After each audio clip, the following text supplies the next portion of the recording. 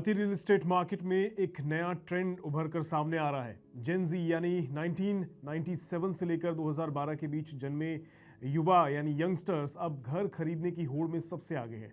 21 से 27 साल की उम्र के ये यंग अर्नर्स पहली बार होम बायर्स बन रहे हैं। जानकारी के मुताबिक 2025 में होम लोन बुकिंग्स में 40% हिस्सा इसी ग्रुप का है।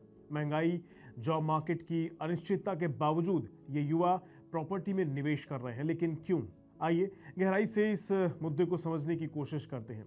चलिए पहले उस बात को समझते हैं जो अक्सर लोगों को समझने में दिक्कत आती है, मतलब जेन जी कौन है ये?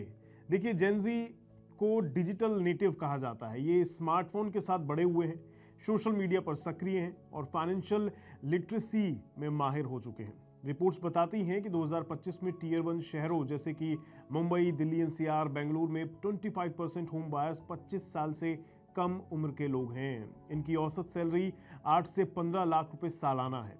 लेकिन ये सिर्फ कमाते नहीं हैं, स्मार्टली इन्वेस्टमेंट करते हैं। अब आप सोच रहे होंगे कि ऐसा करते क्या हैं ये जेन जी? यहाँ तो अपनी पूरी उम्र बीत जाती है लोगों को एक घर बनाने का सपना देखते देखते।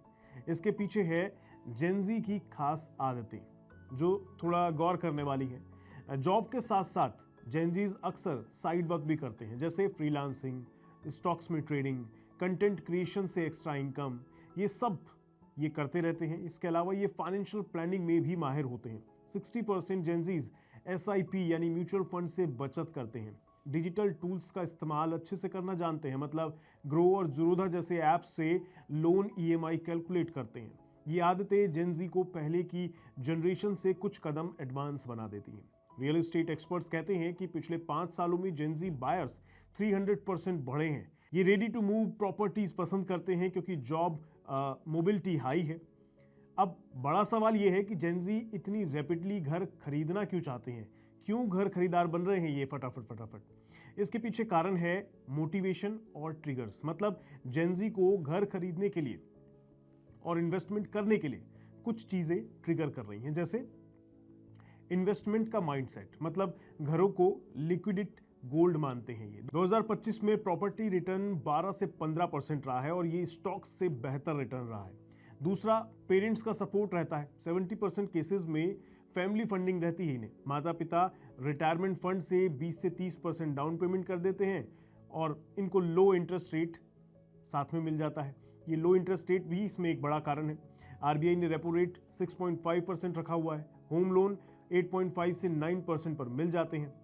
पोस्ट कोविड शिफ्ट भी एक बड़ा कारण है इसके पीछे। वर्क फ्रॉम होम ने स्पेस की डिमांड बढ़ा दी है, जिस कारण जेन जी मेट्रो से निकलकर टीयर 2 शहर जैसे पुणे, हैदराबाद जा रहे हैं। ये ऐसे कारण हैं जो जेन जी को काफ़ी मोटिवेट करते हैं इन्वेस्टमेंट करने के लिए, अलग अलग चीज़ों में, अलग अलग जोनर्स में। लेकिन रुकिए, मैं ये नहीं कह रहा कि सब कुछ एकदम आसान है। तस्वीर का दूसरा पहलू भी है, जिसमें देश में एक युवा वर्ग ऐसा भी है जिसके लिए घर खरीदना आसान नहीं है और आज भी एक सपने जैसा ही है, और उनके सामने कई सारी चुनौतियां भी आ रही हैं। जैसे सबसे बड़ी चुनौती है अफोर्डेबिलिटी, मतलब शहरों में प्रॉपर्टी की कीमतें रॉकेट की रफ्तार से बढ़ तो रही है, लेकिन सैलरी उतनी तेजी से नहीं बढ़ रही इन लोगों की। दूसरी बड़ी मुश्किल है कागजों का जंजाल। आज भी ज्यादातर लोगों के लिए होम लोन के सारे दस्तावेज इकट्ठा करना और पूरी कागजी कार्रवाई एक बहुत बड़ा सिरदर्द है, और ये जेन जी के साथ भी है। तीसरी बड़ी चिंता है जॉब सिक्योरिटी, यानी एआई और बदलते जॉब मार्केट के इस दौर में हर युवा के मन में ये डर है कि क्या मैं अगले 20-25 साल तक लगातार ईएमआई भर पाऊंगा। यही डर कई युवाओं को एक बड़ा लोन लेने से रोक देता है और उन्हें लगता है कि किराए पर रहना ही ज़्यादा बेहतर है, ताकि नौकरी या शहर बदलने की आज़ादी बनी रहे। तो जेन जी खरीद तो रहे हैं, लेकिन जेन जी में एक बड़ा वर्ग ये भी है जो खरीदने से परहेज कर रहा है। तो कुल मिलाकर जेन जी अपने स्मार्ट मूव्स और स्मार्ट फैसलों से अपने निवेश के फैसलों को बेहतर बना रहे हैं।